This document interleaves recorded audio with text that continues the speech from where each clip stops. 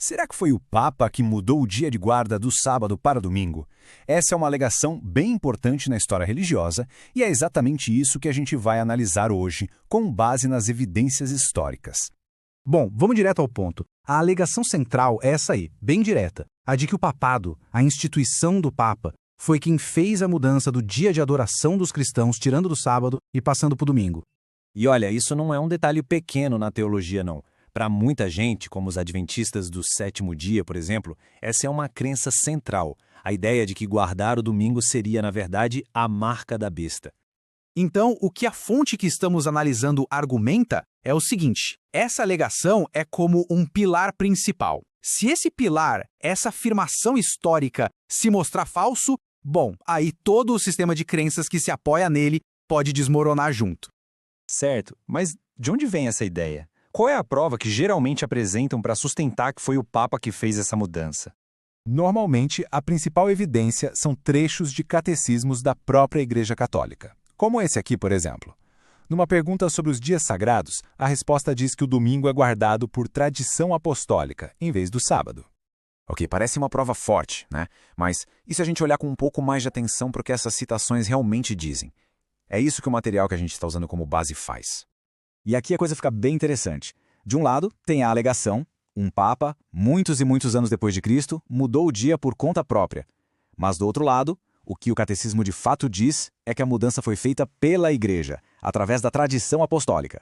Ou seja, algo que teria vindo lá da época dos apóstolos e não de um decreto de um papa séculos mais tarde. Percebe a diferença? E para não deixar dúvida, outras fontes católicas reforçam isso. Esse sacerdote, John Mailer, diz com todas as letras: os católicos não dizem que um papa mudou, mas que os próprios apóstolos estabeleceram a guarda do domingo. A tradição viria deles. Ok, então os catecismos apontam para os apóstolos. Mas e a história? O que os documentos mais antigos, logo depois da Era dos Apóstolos, nos contam sobre a prática dos primeiros cristãos? Olha só essa linha do tempo. É impressionante. Já em 107 d.C., Plínio fala de cristãos se reunindo num dia fixo. Pouco depois, a Epístola de Barnabé menciona o 8º dia. Em 140, Justino Mártir descreve em detalhes os cultos no dia chamado domingo, e assim por diante. O ponto aqui é que essas referências ao culto no primeiro dia da semana aparecem muito cedo e em vários lugares do Império Romano, isso bem antes de existir um papado com poder para impor uma mudança universal. Vamos focar nesse aqui, o de Justino Mártir. Ele escreveu por volta do ano 140, ou seja, menos de 50 anos depois da morte do apóstolo João. E ele já dá um relato super detalhado de como era um culto no domingo. Ele descreve a reunião de todos, a leitura, a pregação, as orações. Isso mostra que não era algo novo, mas uma prática já bem estabelecida. Avançando um pouco no tempo, a gente chega em Eusébio, conhecido como o pai da história da Igreja. No ano 324, ele escreve algo bem direto, que as práticas que eram do sábado foram transferidas para o dia do Senhor. Para ele, no começo do século IV, isso já era um fato consumado e universal entre os cristãos. E isso é crucial. Não era uma coisa só de Roma ou de um lugar específico. As evidências de culto no domingo aparecem por toda parte do mundo conhecido na época. Tem registros na Ásia Menor, na Grécia, na Síria, no Egito, na África, na Palestina.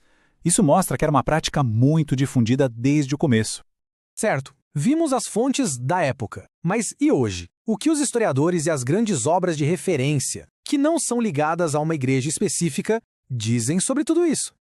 Bom, obras de referência como o Dicionário da Bíblia de Smith são bem claras. Elas dizem que o Dia do Senhor já existia nos primeiros séculos e era parte do cristianismo apostólico.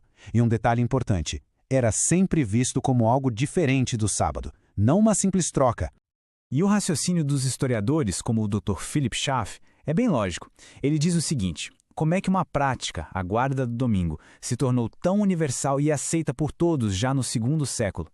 A única explicação plausível para ele é que isso começou lá atrás com os próprios apóstolos. Então, no fim das contas, o que o material que estamos analisando propõe é que essa discussão toda não é só sobre teologia ou dogma. É, antes de tudo, uma questão de olhar para as evidências históricas. E o autor da fonte que usamos, D.M. Kenwright, conta a própria experiência. Ele diz que, quando finalmente decidiu encarar esses fatos históricos de frente, Ele percebeu que a alegação de que o Papa mudou o sábado era, segundo ele, absolutamente falsa. Isso tudo nos leva a uma reflexão final.